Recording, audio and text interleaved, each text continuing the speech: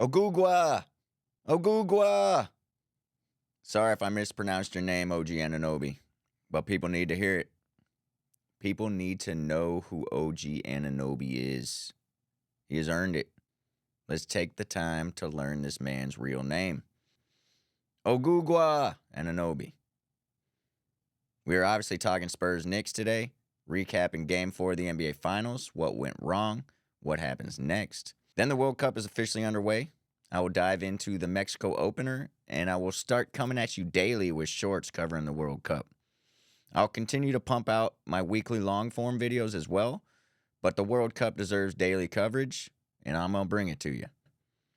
It is the biggest tournament in the entire world, bigger than any other sporting event. I even put it above the Olympics. And the World Cup gives us another summer sport to watch in the U.S., in addition to baseball, where we will go through a couple of interesting developments in the Major League season. Like, did you know the Athletics are playing in Vegas this week? And the field is absolutely terrible. But Michael Buffer introduced the team during pregame, so it's all worth it, right? My name is David, and this is JetKoa Sports. What happened to San Antonio on Wednesday is hard to fathom. It's difficult to wrap your head around. 29 points. The Spurs opened the game strong, attacking the paint and putting pressure on the Knicks early. Cat got into foul trouble early, helping the Spurs jump out to a huge lead. And the Spurs were on fire, so they scored 76 points in the first half. Vassell could not miss. Victor was attacking the paint with vigor, and things were bouncing San Antonio's way. They only scored 30 points after halftime. Credit the Knicks defense for sure. And you can blame the Spurs' sudden cold streak from the outside. But the fact is, the Spurs shot way too many threes in the second half when they were cold. They weren't making them. They needed to adjust their game plan. Wemby took 8 three-pointers and made 2. He was 1 of 4 in the first half, 1 for 4 in the second half. That is too many three-pointers for a 7'4" guy. First off, Cat is not on the floor in the first half, so Wemby should be in the paint. No exceptions. Then in the second half, you are hemorrhaging the lead. Why even attempt a 30% shot when you are 7'4" and you need a bucket badly? Just go dunk. You're 7'4". The Spurs went back to a team that is one pass and shoot. It's like they're running a scrimmage drill for teenagers, where you need at least one pass before a shot is taken. It's a drill used to encourage ball movement amongst kids. The NBA Finals are not played by kids. These are grown men that decided to forget their training in the biggest of moments. The Zen philosophy is about being your training. You do not need to think because your extensive training takes over your body and executes appropriately. The Spurs are not there yet. They are allowing doubts and fears to creep in, and that is youth. The end of the game included back-to-back examples of San Antonio not executing basic basketball principles. De'Aaron Fox had the ball with 11 seconds to go and a 1-point lead. The Spurs just had to waste time, and the Knicks would eventually be forced to foul them. Fox would then go to the stripe, probably put the Spurs up 3 with under 10 seconds remaining. Instead, Fox drives to the hoop for a layup, and Ogugwa sends him packing.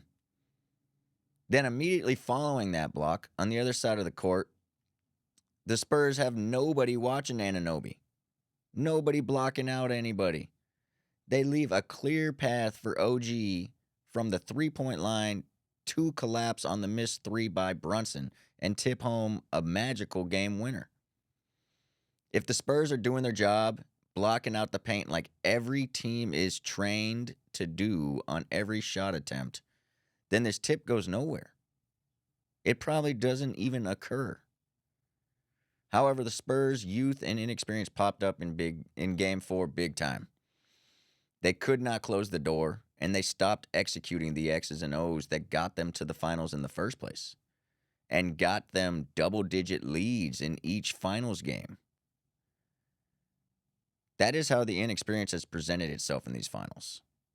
The Spurs would probably be 3-1, or maybe even swept the Knicks by now based on the overall team play. But the Spurs have folded in the second half every game. Sometimes not until the fourth, but they are melting post-halftime in every game. Sure, they've played a lot more than New York has this postseason, so legs are getting tired. But this is more about mental lapses than anything physical. I think the Spurs know what they need to do from a game plan perspective. They've had double-digit leads in each game. But again, we want the Spurs to be in a spot where their training takes control and execution requires little thought. And unfortunately, that is not something the Spurs can attain in the next couple of days.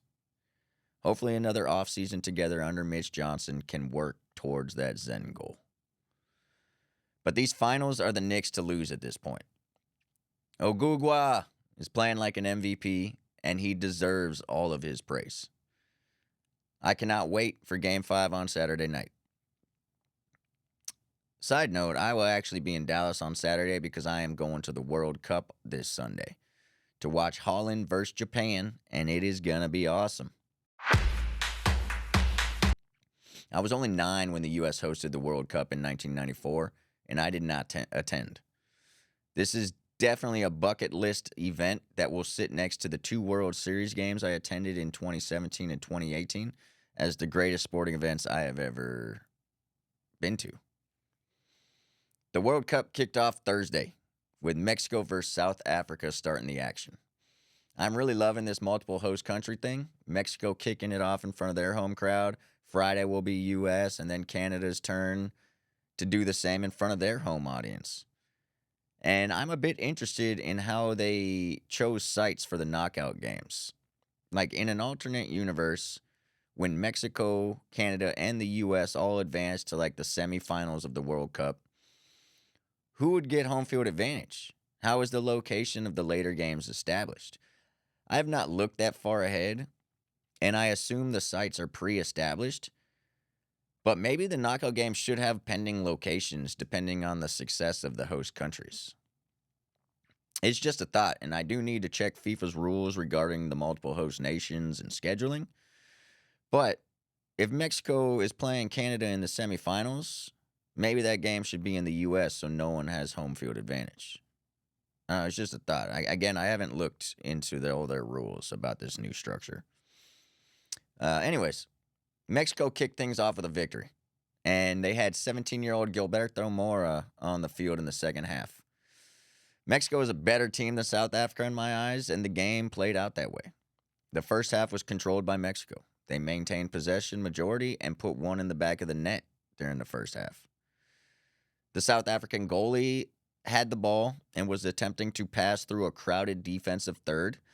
I had no idea what he was doing. It was confusing. There's no reason he should have been trying to play through his defensive third with how much traffic was there. Anyways, he tried to pass to a South African defender who mistouched the ball right into a Mexican player's orbit. That quick change of possession plus one pass led to a straight goal, just immediately. Again, I'm not quite sure what the goalie was thinking in this instance.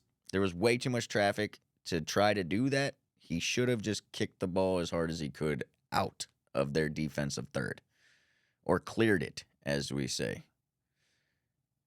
The first half ended 1-0, Mexico. And the second half kicked off with a bang. Mexico attacking midfielder Brian Gutierrez had a breakaway on goal, and a South African defender came in kind of uncoordinated, saw he wasn't going to be fast enough, tried to change direction and avoid running into Gutierrez, and ended up clipping his legs when trying to avoid a collision. He was the last defender, and in soccer, when the last defender fouls a guy on a breakaway, to stop him from scoring, it is an automatic red card. Even if the foul is accidental, if it does stop a one-on-one with a goalie, it is a red card. If your goalie is the last defender and he fouls the guy so he doesn't score, that is a red card. The defender was trying to avoid collision, but again, even if it's an accident, it's a red card. Luckily, the foul was marked on the 18, and Mexico was not given a penalty kick. So Mexico did not score goal 2 in that moment. Goal 2 came in the 67th minute off of a beautiful cross and header finish. South Africa was a man down, but the cross and header were both executed perfectly. So I think they were scoring this goal no matter who was on the field. After the second goal, Mexico subbed in 17-year-old Gilberto Mora to get World Cup experience for the kid. It was the perfect game to do it. They're up 2 goals with a third of the game remaining. South Africa is down a player, so a comeback is not likely, and they're probably playing defensively at this point. Let the kid play. Then less than 15 minutes later, South Africa received their second red card. South African playmaker Zwane is seen in a replay to be striking the opposing player in the face with a closed fist. It looked like a swing with poor intentions in my eyes, and the red card seemed warranted. Red cards remove a player's spot from the team, so they are extremely consequential. Soccer teams start with 11 guys on the field. If they get a red card, they need to play the rest of the game with only 10 people on the field. If they get 2 red cards, they're playing with just 9 people on the field. So refs are usually restrained when handing out red cards. However, South Africa's red cards seem justified to me.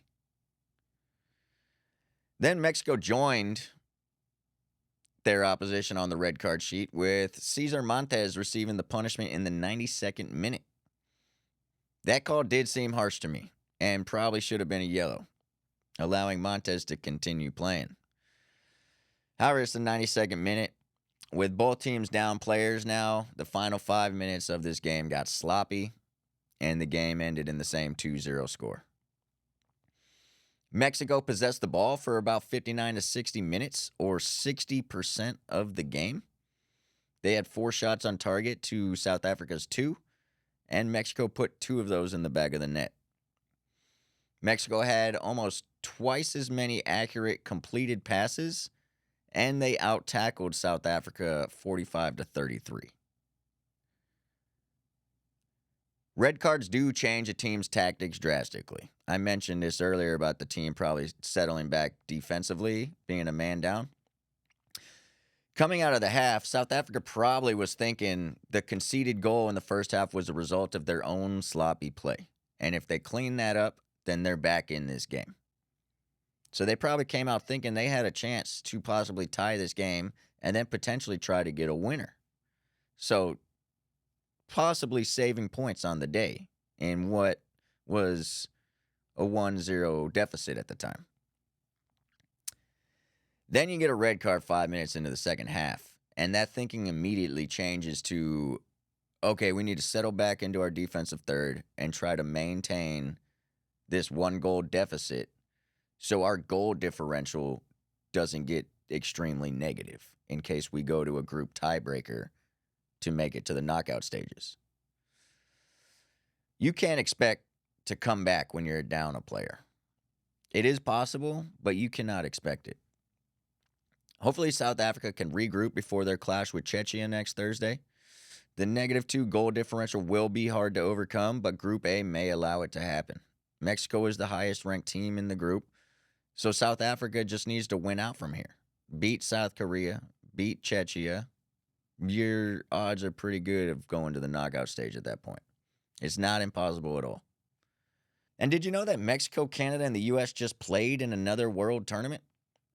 A tournament featuring the best baseball players from around the globe? It's a terrible segue, but I am moving to baseball. Tarik Skubal is about to rejoin the Tigers' rotation on Saturday versus the Guardians. Skubal is most likely showcasing his talents and current health to any interested trade partners. The Tigers are not going to the postseason this year unless some things change quickly in Detroit. They are 8.5 games back of the White Sox, who now lead the AL Central. And the Tigers sport a negative 20 run differential. They would need a lot of things to go right, and it needs to happen quickly. If they even want to think about buying at the trade deadline. So, like I've said since the season started, Skubal will be traded at the deadline. And he is back on the mound after a shortened IL stint to prove to interested teams that he will be dependable in this season's playoffs.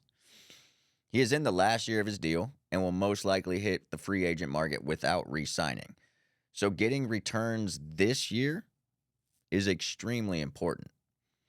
If they are going to give up talented prospects to bring in a guy for 2 months, then they want to make sure he can make it through the season in top form. So who is interested in Skubal? The Dodgers, Yankees, Padres, and Mets are the names that always pop up with high-priced and talented players, and all those teams will be interested. The Rays could be players as well.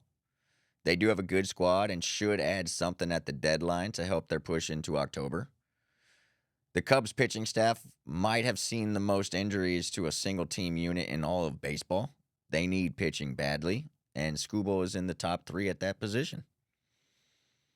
The Phillies have an aging roster and may think this is the final year for them to compete for a title before tearing it all down and rebuilding. And Skubal would give the Phillies the best starting rotation in baseball, even better than my Yankees. And if the Yankees get Skubal, watch out. I was talking about the Brewers the other day and how tough of a postseason matchup they'll be when Woodruff returns to form, because they would have 3 dominating pitchers. Well, the Yankees would be even tougher than Milwaukee with the addition of Skubal. You add Skubal to Cam Schlittler, Max Fried, Garrett Cole, Carlos Rodon, Will Warren. You're now wondering, like, where do I put Rodon and Garrett Cole? Because we have no room in the postseason rotation for them. Will Warren's pitching well, too. What do we do with this guy? The Yankees have a lot of good arms. So who should trade for Skubal? All of these teams would be making a great decision by adding Skubal, but I think the Cubs would benefit the most. It is a bit hard to quantify because the Dodgers would probably win the World Series with Skubal, but they're already favored to win the World Series, so does that really improve them that much? The Cubs need starting pitching. Wrigley is a pitcher's park, and it should help with Skubal's jump from the AL to the NL. The NL Central is topped by the Brewers, and the only way the Cubs catch them is with good pitching and consistent bats. Their offense in Chicago goes cold often, so Skubal will not be able to fix that. But I assume with all the pitcher injuries in Chicago that the Cubs hitters, in the back of their mind, they're thinking the bullpen's going to blow this anyways. And over 162 games, that negative mentality is going to start producing poor play. And I think that's part of what we see in Chicago with the offense. So bringing in Skubal could reinvigorate that offense, and it would give them arguably the best pitcher in baseball to anchor that rotation. Chicago also has money and history behind them, so re-signing Skubal is not out of the question. Now, with Aaron Judge's current injury, the Rays might be able to win the AL East if they add Skubal, and that would be a huge impact. Ultimately, though, I feel the Dodgers will trade for him. Not many teams are willing to trade multiple prospects for a rental. The Tigers also want prospects close to the majors or young major league ready players. Small market teams are usually unwilling to part with those pieces because they build their team through drafting and development. Now, there are instances where a small market team has a roster that good that they will trade away pieces for a guy like Skubal. And this year, the only teams that I think are close to that are the Rays and the Brewers. And the Brewers are closer to having that kind of roster than the Rays. The Brewers would actually be the team I want to see make this trade. They are competitive, and they should win the NL Central regardless. But Skubal would all but lock that division down for them. And you add Skubal to The Miz and Kyle Harrison, and those three guys are capable of beating the Dodgers in the postseason. But I think you need to make that trade secretly. The Dodgers will swoop in and overpay to prevent the Brewers from completing the toughest three-man rotation in the postseason. They've done it before. Agents are now circling back to the Dodgers. Kyle Tucker got multiple big free agent offers, like $50 million per year from the Dodgers. Huge numbers. And at the end of all that, the agent just circled back to the Dodgers and was like, hey, this is what we got. Are you interested in Kyle Tucker? And they gave him $60 million a year. They didn't go to like 51, 52. They outbid the Mets by $10 million per year. So you need to make this trade secretly. The Dodgers will overpay to keep you down. Thanks for joining JetKoa Sports. I am headed to watch the World Cup right now as South Korea takes on Czechia at 9 p.m. I'm 41 years old, and making this channel has given me a newfound vigor for sports. If I was not a sports nut already, I am definitely becoming one now. Please jump into the comments, and let's talk sports. And remember to subscribe so you can keep up with my idiocy. Let's go USA. Ogugwa!